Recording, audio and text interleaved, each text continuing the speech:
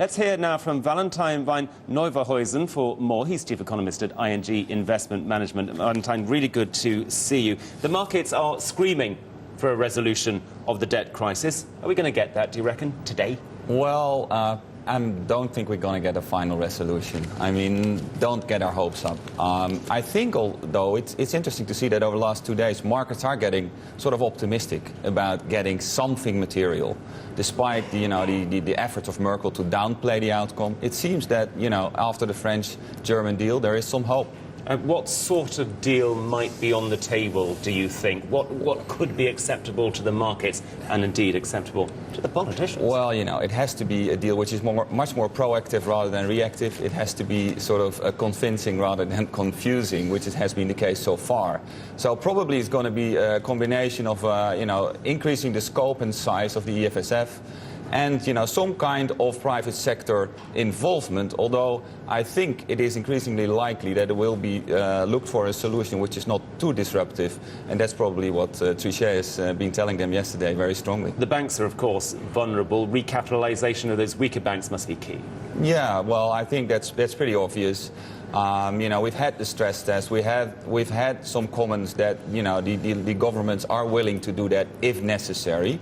And I think an implication that, for example, the EFSF could do that would help out in this respect. As for the euro, where do you see its natural level going? We were hearing from one commentator who sees it falling through the floor over the next few months, much lower even than 132. What do you think about that? Well, I think real weakness there? It will all depend on this D-Day summit. But in the end, our sort of equilibrium level is much lower. It's more closer to 130, 125. So it could move in that direction. Whether it would move there very quickly will depend on the outcome of today's summit. Just one more final word on Brussels. If there's no deal today, or if what comes out is a bit sort of iffy, how will the markets react? Well, I think that, that's very obvious. Markets will react very negatively. I mean, it's really a make or break situation at this point in time. So we need to get a substantial deal out there.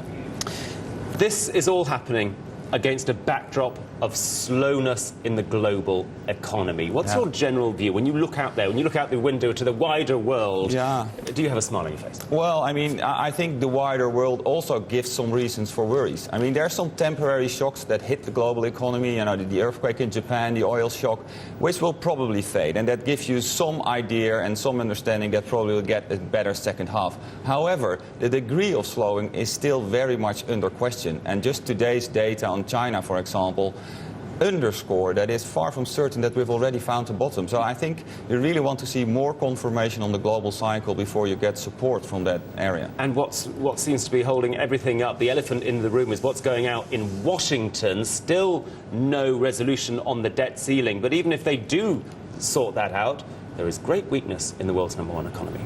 Well, there is, I think, and that's one of the weakest numbers have been coming out of the US recently. Just think about the latest payroll report. And actually, we think that there will be a deal in the end on the debt ceiling debate, but the risks is that it will be a deal in which there will be an additional round of fiscal tightening for the next 12 months to come. There is already a fiscal tightening in place, and that really could add up to increasing negative risks for the cyclical momentum in the US economy. Well, we were talking to John Taylor, the hedge fund manager, a little bit earlier on, and he was saying, he reckons that the United States is heading for another recession, and quite a deep one.